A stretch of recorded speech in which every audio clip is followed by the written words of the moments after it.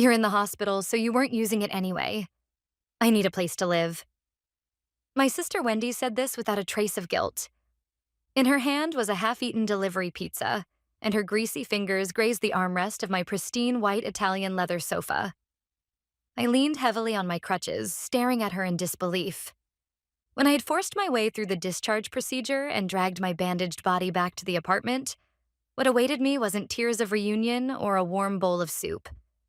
It was my sister, occupying my space as if it were hers, and a scene of utter chaos.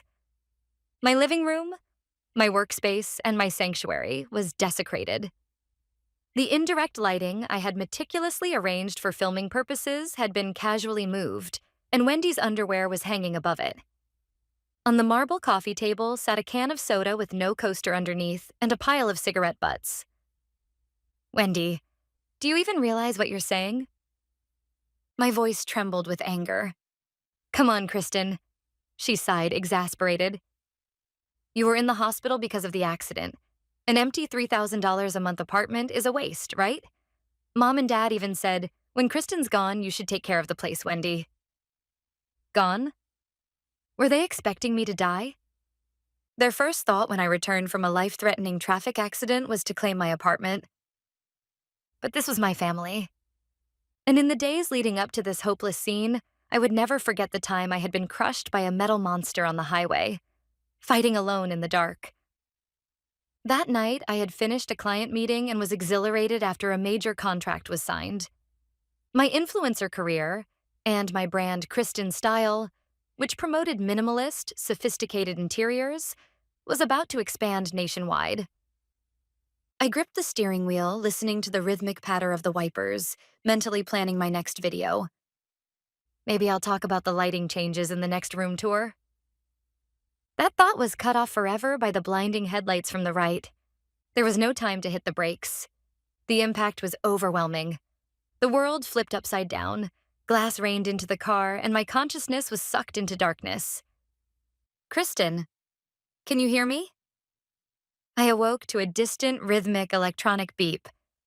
The sharp smell of antiseptic mixed with blood hit my nose. I forced my heavy eyelids open. My vision was blurry white. Kristen! A warm, large hand enveloped my cold one. As my vision began to focus, I saw Aaron's face. Usually calm and unflappable, he, as an IT CEO, never even raised an eyebrow at server crises. But then his hair was disheveled. There were dark circles under his eyes, and he looked utterly exhausted. Aaron? Ah, thank God. Thank God. He pressed my hand to his forehead, whispering in a trembling voice. You were unconscious for 2 whole days. 2 days? I struggled to comprehend the situation with my foggy mind. Just then, the door clicked open, and an older man in a white coat entered. It was Dr. Brown, my attending physician. Ms. Hansen, you're awake. It was a very serious accident, but you're incredibly lucky. After checking my condition, he adjusted his glasses awkwardly and hesitated to say, Ms. Hansen, actually, right after you were brought in, we verified your identity and contacted your family multiple times. My family? The words made me gasp under the oxygen mask. The heart monitor beeped prematurely for a moment. Doctor, my family, then it hit me. I had completely cut ties with my family a year ago, blocked their calls, and changed my address. As I was starting to succeed as an influencer, they constantly demanded money, saying things like, pay the car loan or cover Dad's debt. But I had forgotten to update my emergency contact. The old information remained. Father, Richard Hansen. Because of my oversight, the doctors had followed the protocol and called the first contact listed. Guilt gripped my chest, as though I had summoned the ghosts of my past with my own hands. Did they come? When I asked, Dr. Brown shook his head with a pained expression. Our staff called 12 times in total. We left messages explaining, your daughter is in critical condition. But he paused, as if choosing his words carefully. There was one time we managed to reach your mother. She said, I'm busy right now. I have to comfort Wendy because she's heartbroken. I can't deal with this. Kristen is probably exaggerating anyway. I had no words. While I lay in the ICU, hooked up to machines, my mother chose to prioritize my sister's heartbreak over my life. Even though I'd cut ties with them, the cruel hierarchy had never changed. Wendy had always been treated like a fragile princess, sensitive and easily hurt, while I had been the strong, low-maintenance child, left to fend for myself. But I never imagined it would go this far. Even as I hovered near death, I was still the afterthought. Before tears of frustration could spill, Aaron gripped my hand tightly. "I'm here. You have me, Kristen." Then he added, "Nicole was here too. She stayed until past midnight last night. She only went home because she had work, but she told me to contact her the second you woke up." Nicole. Warmth spread through me. People with no blood relation cared for me more than my own family ever had.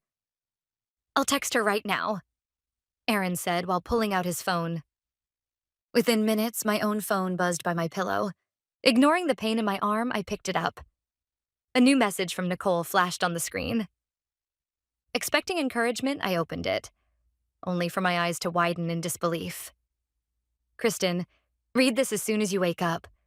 It's an emergency. Your sister used a spare key to get into your apartment and moved in." Something inside me collapsed with an audible crack. "She moved in? And a spare key? How—" "Kristen? What's wrong?" Seeing my expression drain, Aaron leaned closer. My hands shaking, I showed him the screen. Nicole had sent a follow-up message and a short video. "When they heard you were unconscious, instead of rushing to the hospital, they rushed to your apartment." I played the video. On the tiny screen, a familiar figure was opening the auto-lock to my building. Wendy. In her hand, for some reason, she was holding the key to my apartment. Behind her, my father Richard and my mother Susan followed, each dragging a large suitcase. Then Nicole sent a screenshot from Wendy's Instagram story. There she was, standing in my painstakingly curated white-themed living room, wearing my expensive silk robe, raising a wine glass. The caption read, "I'm finally where I belong. From now on, this is my castle. Hashtag new life. Hashtag influencer life." My mind went blank. While doctors were calling to say I was fighting for my life, they were planning how to seize my home. "They really thought you were going to die," Aaron said in a low voice. "Yes, they moved their luggage in because they assumed I wouldn't be coming back." A cold, heavy fury rose from the pit of my stomach. So strong it erased even the pain in my ribs. My fists clenched on the bedsheet. I had forgiven them over and over simply because they were family. But this was the last time. At that moment, the convenient daughter Kristen, who nearly died in an accident, had truly died that night. What came out of my mouth was a voice so icy even I didn't recognize it. I will never forgive them. A week later, when I was discharged with the doctor's permission, the person waiting for me was my sister, glowering at me while grabbing a greasy slice of pizza. "How did you find this place? And this key? How did you get it?" When I confronted her, Wendy smirked triumphantly and tossed her pizza crust onto the table. "The doctor told us the address. They called nonstop when you were dying, remember? And the key?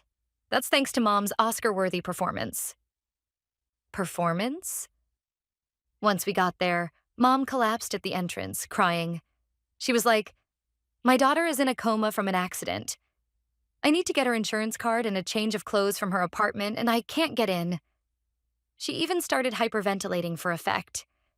Then the building manager panicked. He said, "If it's an emergency," and used the master key to let them in, and even handed over a spare key. Easy as pie. They had exploited a life-threatening situation, manipulating the conscience of a total stranger to commit trespassing. Even after I'd severed ties with them, their con artist tactics hadn't changed. I gripped my crutches tightly, forcing my shaking hands to steady. "This is my home. Get out." Wendy screamed. "Hey, telling family to get out is cruel, isn't it?" At that moment, the front door opened.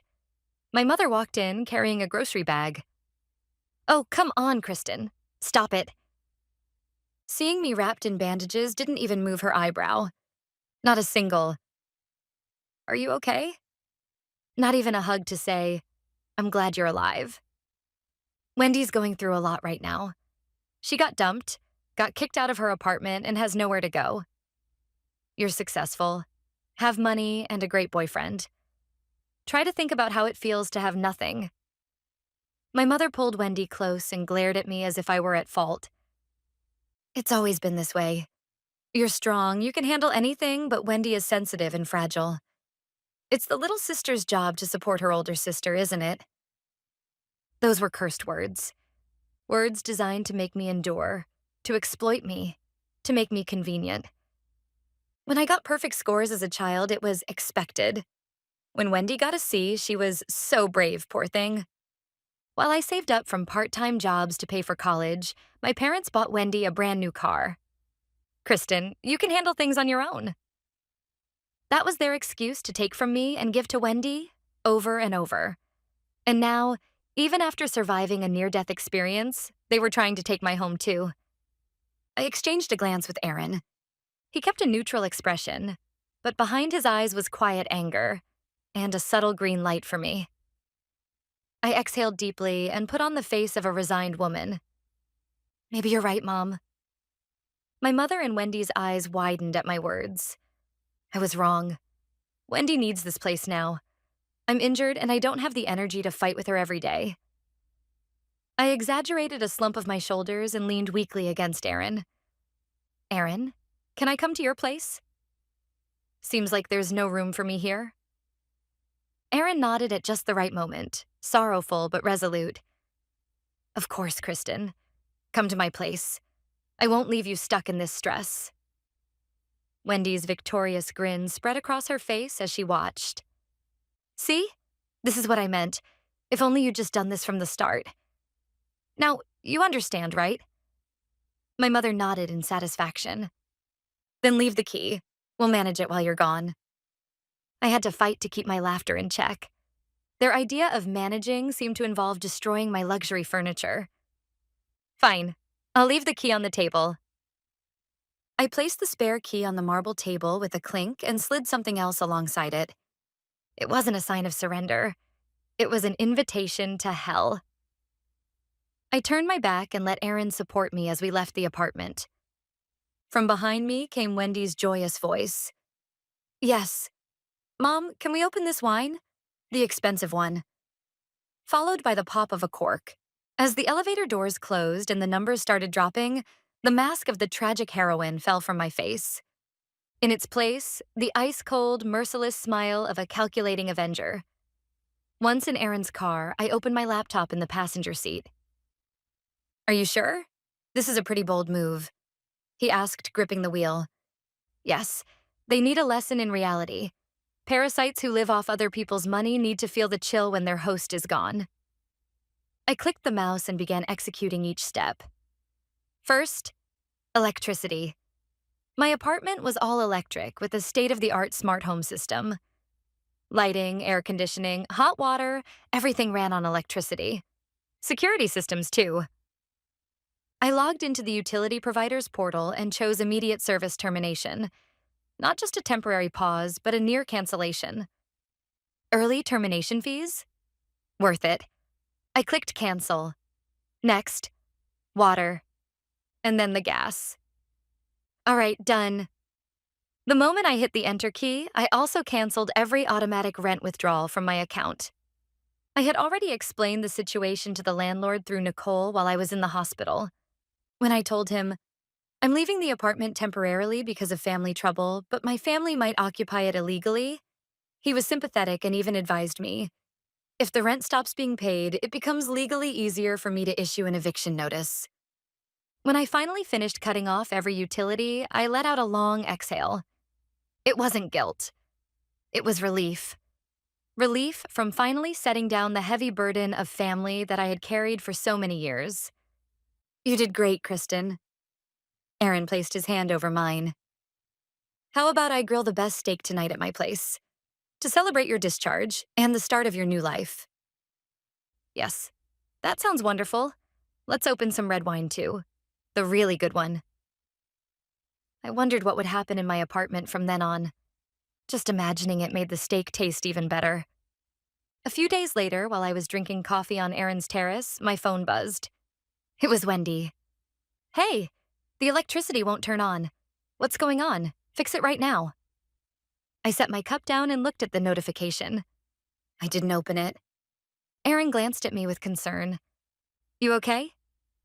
Perfectly. I feel great. I smiled. The show is just getting started. From then on, the notifications kept coming every few hours. There's no hot water, so I can't shower. I'm sweaty and disgusting. All the ice cream in the freezer melted. This is your fault. Hey, don't ignore me. How can you let your sister suffer like this? Each time her screams reached me as text, my heart only grew colder. And the next day at noon, things escalated even further. Apparently frustrated that I wouldn't respond at all, this time my father began calling. Every 10 minutes. Relentlessly. I put my phone on the table and stared at the incoming call. The screen displayed Dad. There was a time when seeing that word made my stomach twist. He's going to ask for money again. But not then. This call was proof that they were cornered. Proof that my plan was working. You're not going to answer?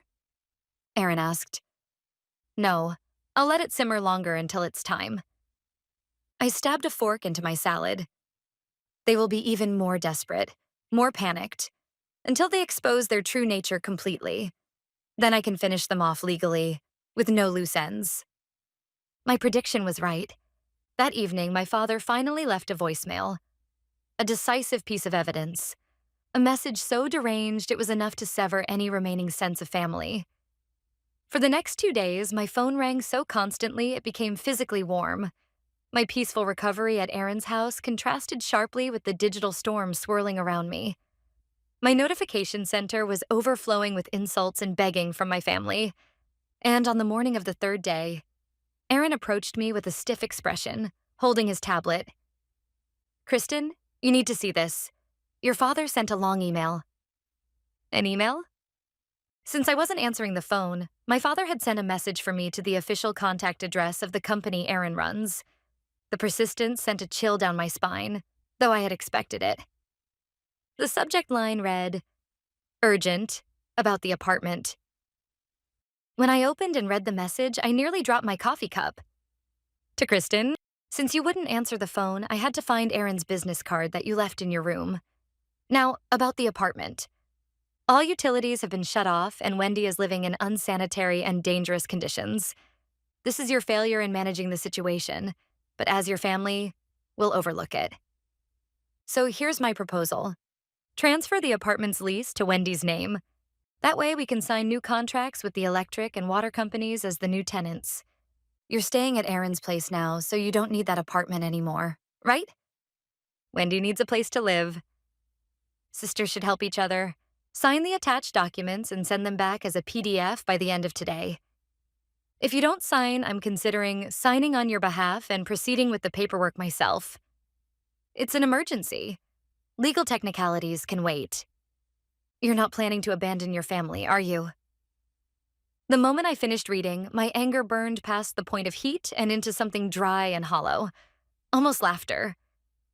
They had interpreted my shutting off the utilities as my negligence and were using it as an excuse to take the apartment itself.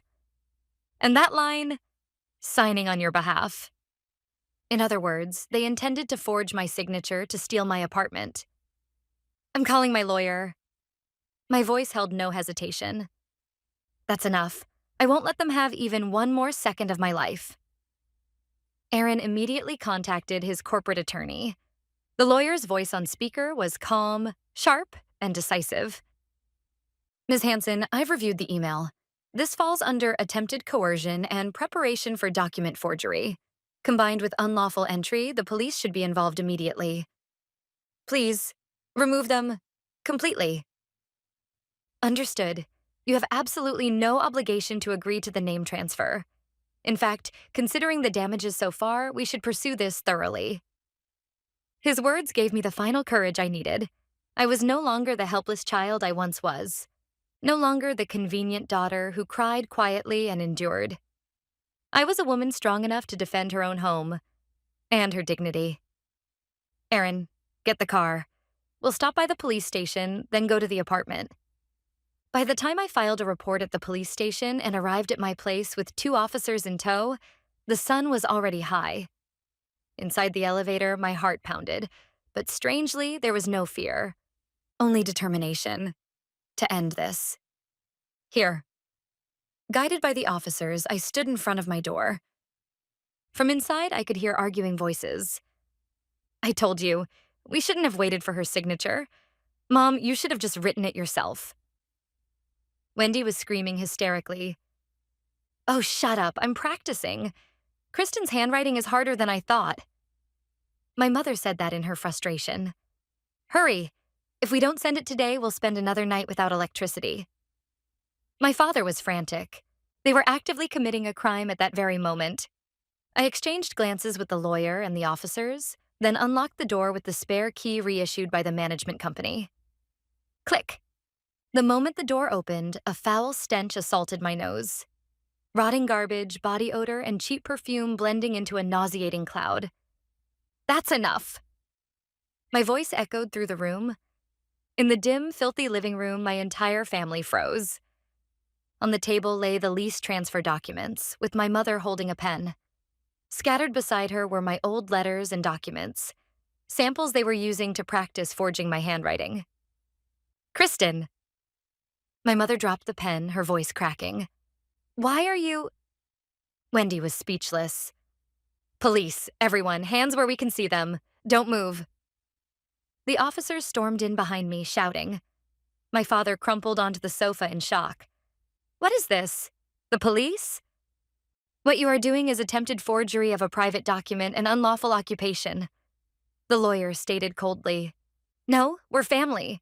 She let us stay. My father protested, face flushed. That's right. Kristen, say something. You let your sister stay because she had nowhere else to go.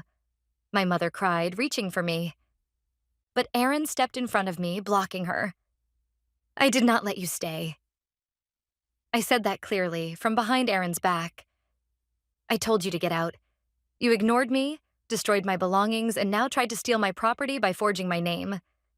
You are not my family anymore. You're just thieves. My father stammered, desperate. Thieves? What are you saying? You left documents saying you'd give it to us. My mother shrieked as well.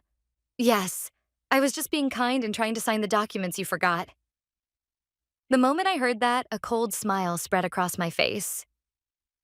The documents they were talking about? That was part of my plan. It was to drive them into committing a crime. It wasn't just about kicking them out. I needed to ensure, legally, that they would never be able to interfere in my life again. Not just simple trespassing. These were major crimes. Forgery of a private document and attempted fraud. That was why, on the day I left the apartment, I had Nicole create a fake document titled Apartment Lease Transfer Agreement and left it behind, deliberately. Yes, I left it on purpose. What? Wendy froze in her tracks. I knew you'd bite. That's why I left the fake apartment lease transfer agreement on the table, as poisoned bait to lure you into committing a serious crime of document forgery. Fake? Document? My father's face went pale. And cutting off the electricity and water? Calculated too. When you panicked, you lost your ability to think clearly. You rushed to complete the documents without checking with me. That's the moment I was waiting for. They finally realized it. For the past few days, they had been dancing on the palm of my hand. I've been set up. Wendy collapsed to the floor. You weren't set up. Your own greed trapped you. I signaled to the lawyer. He stepped forward and thrust a legal document at my father. In addition to the on-the-spot charges, a restraining order against Ms. Hansen has already been filed with the court. You are all forbidden from approaching Ms. Hansen or contacting her by any means. Violation will result in immediate incarceration. Restraining? Against her parents? My mother screamed in tears, but her voice no longer reached anyone. Take them away. At my signal, the officers handcuffed them. Wait, you'll understand if you just listen. My father shouted, struggling against the police. No, let go, Wendy thrashed. Curious neighbors peeked out into the hallway. There, my family was being led away, handcuffed, reeking, and utterly humiliated. Kristen, you ungrateful failure. My mother's scream was cut off as the elevator doors closed. After they left, the apartment was silent. I stood in the middle of the living room looking down at the filthy carpet. No tears came. Instead, there was a refreshing sense of liberation, as if the heavy lead weight that had been in my chest for years had finally shattered. It's over. Yes, it's over. Aaron wrapped an arm around my shoulders. At last, the long history of exploitation from my childhood had ended. 6 months later, I sold that apartment. I had it professionally cleaned and restored, but the memories and smells of those few days were too ingrained to continue living there. I had no regrets. It was necessary to leave the past behind. Legal measures against Wendy and my parents proceeded mercilessly.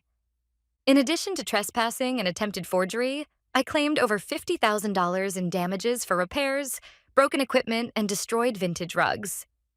Unsurprisingly, they had no way to pay. As a result, my father was forced to sell the family home.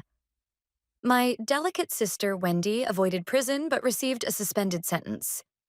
They now live in a cheap apartment in the suburbs, surviving on day labor jobs. And I live in a new condominium overlooking the Santa Monica coast.